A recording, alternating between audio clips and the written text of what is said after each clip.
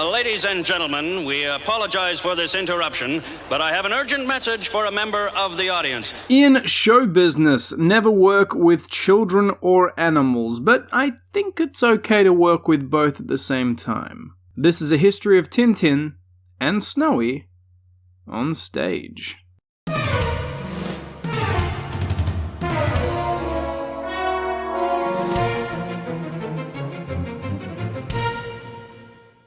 Adventurer, detective, astronaut on that one occasion, as one of the most iconic and versatile characters of the 20th century, there was no way Tintin was going to remain confined to the page. While these days it sometimes seems as if new pieces of Tintin content are few and far between, he has appeared in practically all forms of media over the years, including that most prestigious of art forms, theatre. On one hand, this would seem like a natural medium for Hergé's work. His vibrant characters seem to burst from the pages with such energy that sticking those characters in front of an audience would seem like a natural decision. On the other hand, some of the more dramatic scenes and bigger settings would surely cause some headaches when trying to make them work in real time with real people.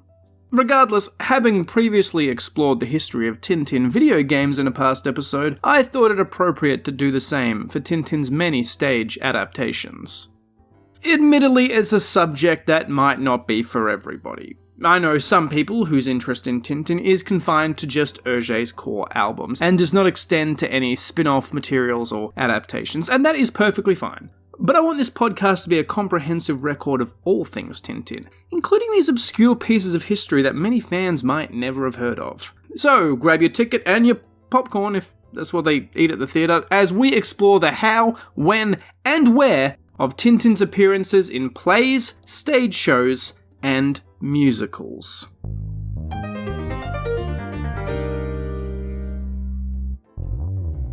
Now, the first live Tintin performance didn't occur on stage per se, but it was a great piece of theatre regardless. Hergé's first Tintin story, Tintin in the Land of the Soviets, serialised from 1929 to 1930, had proven such a hit with young readers that his editor, Norbert Vallès, quickly jumped on a neat idea suggested by one of his employees. You see, the premise of Tintin's earlier adventures was not that he was merely some comic creation, but that he himself was a reporter for Le Petit 20e, the paper in which his adventures were serialised. So, as the story wrapped up with Tintin returning to Belgium from Russia via train, Vallès figured, why not have Tintin return in real life? Vallès recruited the services of a 15-year-old Boy Scout named Lucien Peppermans, who was reportedly a little too tall for the role, but boasted a perfectly round head. After school, on the afternoon of May the 8th, 1930, Peppermans, fitted with a typically Russian-looking outfit and sporting a new quiff held in place with generous amounts of hair cream, stepped from the train at Gare du Nord to a throng of screaming children that had turned up to greet the hero whose exploits they had been following so intently. With a suitcase in one hand and Snowy held by a leash in the other, Tintin waved to his adoring crowd and listened to a small welcome before travelling by car to the offices of Le Petit 20e and delivered a short speech of gratitude from the balcony that Hergé had prepared. The speech, Hergé didn't prepare the balcony. Peppermans would later recall that there were probably more cheers from the crowd than lines from the actual speech, but regardless, his starring part in this very successful promotional exercise can be regarded as the first paid portrayal of Tintin. In this distinction, he was quickly joined the following year by the younger Henry Dendocker, who donned a pith helmet and safari suit when Vallès repeated the stunt to commemorate Tintin's return from the Congo. No, it's not really a play, but it is someone portraying Tintin and reading a script of sorts. So, you know what? I'm gonna count it. A balcony speech that nobody could hear is one thing, but by 1941, Tintin's star had risen dramatically, and Hergé was excited to push his creation into as many mediums as possible. Enter Jacques Van Melkebecker, an illustrator and art critic who worked with Hergé at Le Soir, the Belgian publication in which Tintin was appearing at the time. The two men got on swimmingly and quickly set about producing Tintin's first adventure for the stage, entitled Tintin in India, or The Mystery of the Blue Diamond, with Van Melkebecker writing the first and third act, and Hergé the second. This would notably mark the first time Hergé didn't receive sole credit for writing a Tintin adventure. So, what happens in the play's story? Well, here's a rough outline paraphrased from Wikipedia. Act 1 is set in India, where Tintin is a guest of the Maharaja. The Maharaja's famed blue diamond is stolen during a demonstration of hypnosis, and Tintin departs for the court of Sildavia, having failed to uncover the culprit. Act 2 has Tintin aboard the ship Rampura, where he ponders the events in India, and resolves to send a telegram before he arrives in Sildavia. Act 3 concludes with Tintin in the medieval hall of the Chateau of Sildavia, where, with the use of the telegram he had previously sent, determines who the diamond thief is and apprehends them. I don't know how he does it. Seriously, I don't know how he does it. That's the only explanation provided on the play's Wikipedia entry, and I don't know where the author of that article got their information from, because most sources say the play's script is lost. And yet, Tintinomania is the name of a French-language blog administered by a passionate Tintinologist named Jean-Luc Remy, which aims to document and categorize all the pieces of Tintin's long, storied history and his many appearances across different forms of media. Tintin Imaginatio, I'll never get used to that name, the organisation formerly known as Molensart, which has protected the Tintin license since the death of Hergé, is known to be very selective about what they choose to be part of Hergé's legacy ongoing. So it's up to passionate fans like Jean-Luc Remy to preserve some of the lesser-known aspects of the character's history. The blog on Tintin in India compiles the few photographs and pieces of ephemera relating to the play that still exist. It also contains a link to download the full script of the play. You know, the script that's considered lost? Now, it's clearly a Word document rather than an original scan of the 1941 script, but the whole story is there. I mean, maybe somebody just made up the whole thing based on the title, but it has the cast list as well, which again I can't seem to find anywhere else. I needed to ask Jean-Luc where exactly this script came from, but I couldn't. Jean-Luc passed away unexpectedly in 2019. I'd been utilising his blog since I started this podcast, and I didn't even realise he was gone. I'm not going to pretend I knew him or even ever spoke to him, but I know it's a huge loss for the Tintin fan community. So, how authentic is the script? I don't know. But if you want to see how Tintin solves the mystery of the missing blue diamond with just a telegram, Tintin fan artist Nami, N-A-M-I, took the liberty of translating the script into English and drew an entire comic based on it in the style of Hergé. You can find their work at myowntintin.blogspot.com. It's a really cool way to view a piece of Tintin history that would otherwise be mostly inaccessible. In any case, we know that Hergé was heavily invested in the adaptation process, and in typical fashion he was eager to adapt Tintin to as many mediums as possible, but couldn't bring himself to delegate creative control of the character to anybody else. His contract with the theatre in which the play appeared contained a clause that gave him final say over every aspect of the play, so that, quote, the dramatizations of Tintin would maintain the atmosphere of the books, end quote. If at least the synopsis we can find online is correct, this perhaps explains the play's apparent adherence to the continuity of the Tintin series. The boy reporter is received as a guest of honour in both India and Sildavia, two nations he had previously rescued from respective threats in his past adventures. Of course, considering Hergé's desire for accuracy, it is perhaps surprising that he would sign off on the boy reporter being played by a young girl named Jeanne Rubens, but then again, it's Tintin, not the Terminator. A girl in the role isn't necessarily going to break the illusion.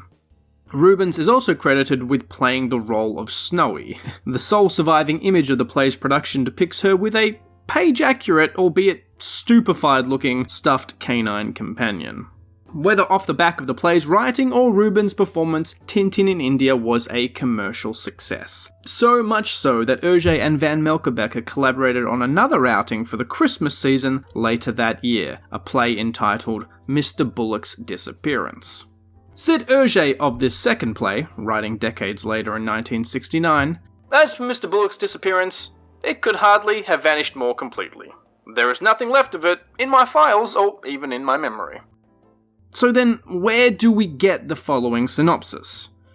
To find a certain Mr. Bullock, Tintin, Snowy, and the Thompsons travel around the world, passing through Casablanca to Argentina to China and Tibet. To help them in their search, and I'm quoting here, quote, "They use a device to detect the truth," end quote. It is finally in Brussels, at the home of Mr. Bullock, that, with the help of Professor Dory Ford, the missing person is found. Once again, Tintinomania provides a script for this play, modernly rendered but with an accurate cast list. Once again, Nami has provided an English-language comic based on the translation of the script, and once again, it's too much for my small brain to handle. Is it real? Is it a forgery? Is it an invention? If only I had a device to detect the truth. Now, this time, Tintin would be played by a boy, 9-year-old Roland Ravers. From an interview transcribed on Where Else? Tintinomania, they put a wig on me with a quiff, and in the photos it shows. For the rest, it's obviously very distant and I don't have many memories of this piece. I know there were a lot of characters in the cast. It was a time when we could afford that. I also remember the problems with the dog. First, it was small in size, and for people on the ground floor, it was hidden by a light rail. Also, as soon as the dog arrived, all these people got up. One day, the dog ended up lifting its paw into the blower hole. That is unforgettable. I don't know what it means by lifting its paw, though I have an idea. I definitely don't know what a blower hole is, but it does sound unforgettable. So presumably this means that Snowy was played by an actual dog this time, though we don't have pictures to confirm. We do have plenty of pictures of Ravers himself in the role. The impression is ultimately of a child dressing up as Tintin for their school's book week, but hey, I wasn't there. Perhaps it was one hell of a performance. Probably not though. The consensus seems to be that the two plays penned by Auger and Van Melkebecker were perfectly enjoyable family fare, but little more. A contemporary review of Mr. Bullock's Disappearance in Le Soir seems to be trying to find excuses for the play's mediocrity. Obviously, we can discuss the great opportunity of bringing Tintin and Snowy to the stage. Even perfectly executed, a transposition of this always runs the risk of being a disappointment. The dramatic dialogue and staging inevitably comes down heavily on these young characters, born to be the stuff of dreams, and to make the imaginations of young readers soar. Moreover, in the pages of the books in which they usually live, they are carried along by a certain humour that the stage lights weigh down considerably. The creation of these two plays was reportedly enjoyable for Auger, but compounded by his constant deadlines in preparing Tintin for the page every week, it was also exhausting. And there's no doubt he concluded it ultimately was a case of diminishing returns. There would be no third Tintin play in the Auger Van Melkebecker trilogy.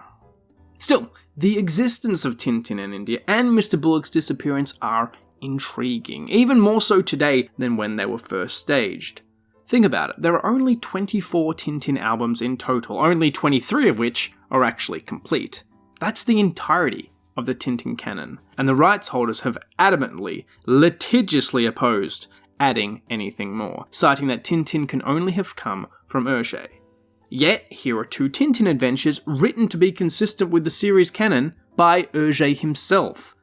If those scripts floating around online are legitimate, or there are originals left at the bottom of a crate somehow, would Tintin Imaginatio, God I hate that name, ever consent to releasing them, even without illustration? Probably not. But if Tintin has taught us anything, it's to always have hope, and that it's fine to take your dog into space. Until then, take a look at Nami's comic interpretations of the unverified scripts. They might just satisfy your curiosity.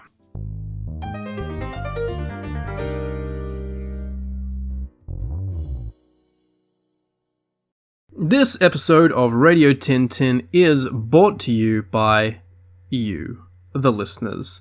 Those passionate Tintin heads out there from all over the world who make the whole thing worthwhile. Thank you for listening, and thank you for engaging on Instagram and Facebook. Since I put the feelers out last week for more prospective patrons on patreon.com/Radio Tintin podcast, I have been positively chuffed with the response. And all the people who have decided to give a little bit of their hard-earned cash. I presume it's hard-earned, I don't actually know what you did to earn it, but regardless, you're giving a tiny bit of it to me for every episode, and that feels really great. And I'd like to thank all my patrons, existing and new, and a special shout out to those that are part of the Rocket tier of patrons. And those people are, of course, M. Fanan, Josh U, Leo, Sally W, Sam R, and the enigmatically named Yorick Incandenza. Thank you very much for your dedication, money, and I suppose money is the main one there. If you are interested in joining these legends and giving me a small portion of your hard-earned cash, you can go to patreon.com/Radio Tintin podcast. Remember, guys, it is on a per episode basis. If I don't make anything, if I go AWOL for 6 months and you don't get any content, you're not going to get charged for it. Anyway, enough begging for money for now. Let's get back to today's episode and get back to talking about Tintin on stage, singing songs with a dog that might be a real dog or it might be a stuffed toy. Let's find out.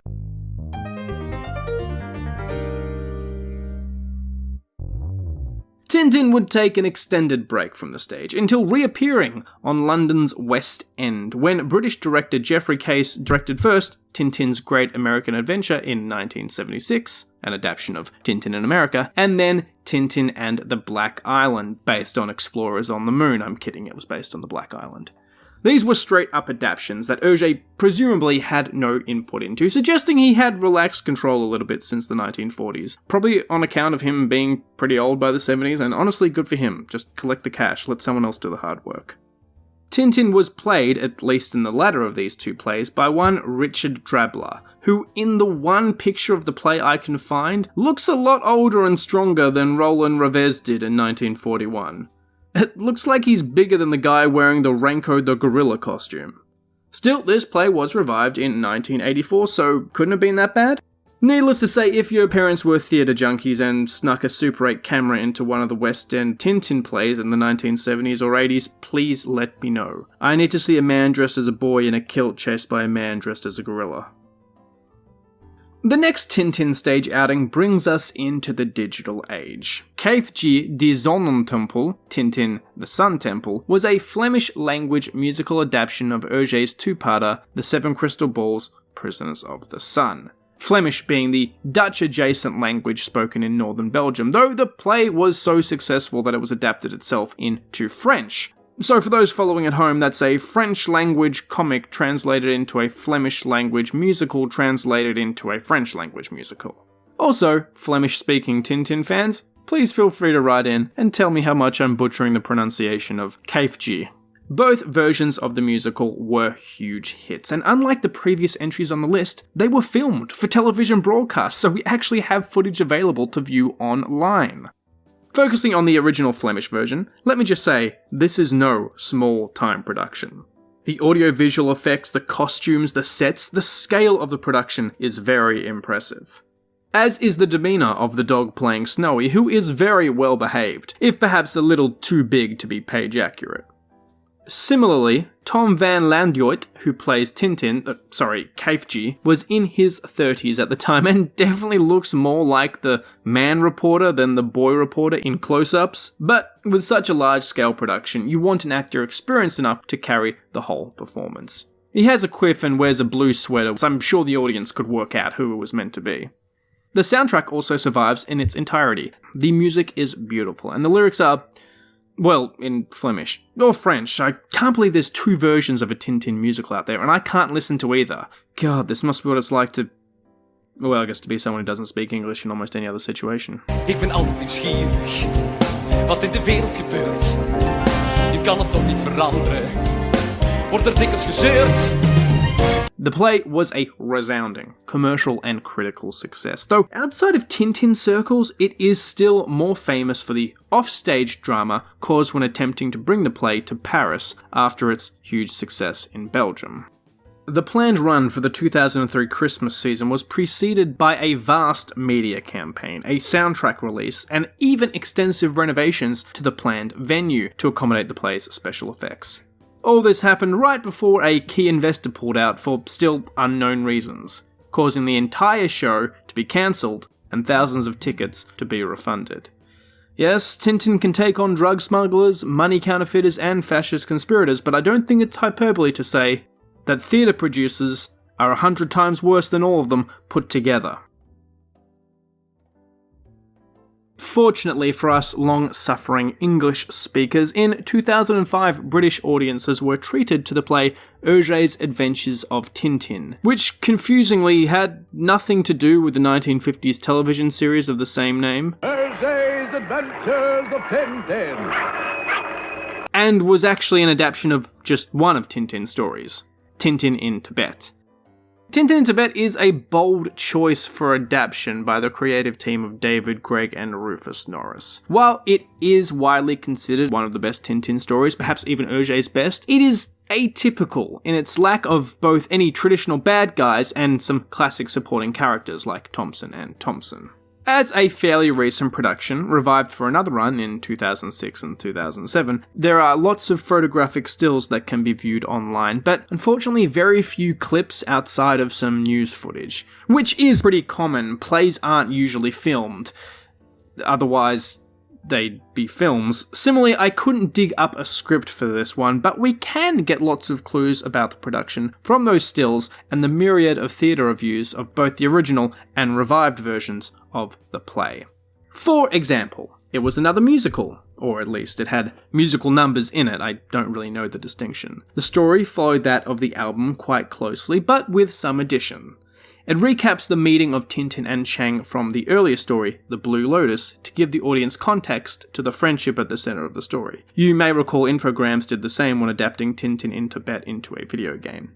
Additionally, the writers make up for the absence of series regulars like Professor Calculus, the Thompsons, and Lady Castafiore by including them in a musical dream sequence. Clever idea.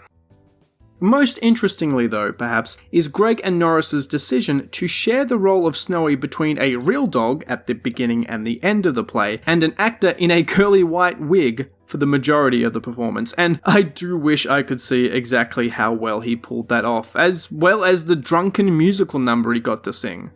A grown man playing not just a cartoon dog, but a drunken singing cartoon dog? Come on, you might never have heard of Tintin before, but anyone can enjoy that. And judging by the reviews and the fact that it was revived, everybody did. Looking at the pictures, it definitely seems to be a smaller production than the earlier Dutch and French adaptations of Seven Crystal Balls' Prisoners of the Sun. Unlike them, this play was designed to tour and be performed in different locations, meaning the scope of the stagecraft had to necessarily be pared down. But the reviews are nevertheless full of praise for the effects used to create the different settings. Overall, the consensus is Hergé's Adventures of Tintin was a thoroughly enjoyable romp, though, like its 1940s predecessors, one mostly for the children.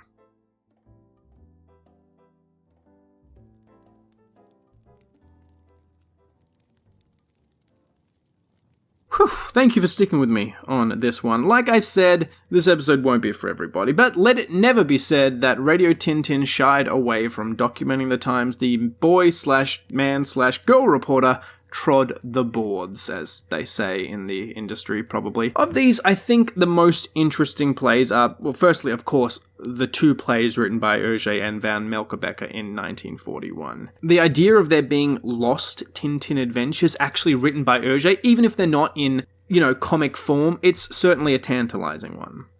Secondly, the 2001 Flemish and then French musical adaptation of the Seven Crystal Balls, Prisoners of the Sun. I think that just looks so interesting, if only because there is extensive footage of that still exists. And you can see in living colour what a live-action Tintin story can look like and how good it can be if it's given enough consideration and seriousness and money. And I think that might be the closest we can actually get to seeing real-life Tintin is in that stage play. And I think it's spectacular to look at. Not really a theatre guy, like I said, which has probably come through by my general lack of understanding of the world of theatre and plays and musicals that has come across in this episode. But I think most of us would rather get a second Tintin movie, which I think even the true believers amongst us have given up hope for. But if they ever decide to adapt another Tintin story for the stage, you can rest assured I will be there in the front row on opening night, explaining to all the children the specific cultural and political influences that Hergé put into the story, because that's what heroes do.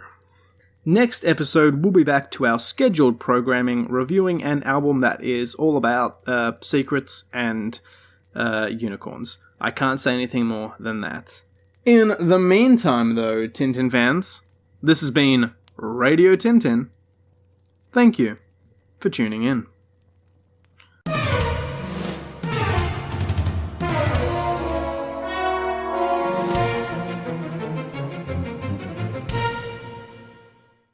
Is it real? Is it fake? If only I had a device to If only I had a device. Is it real? Is it a forgery? Is it an invention? If only I had an advice. If only I had a device to detect the truth. If only I had a device to detect the truth.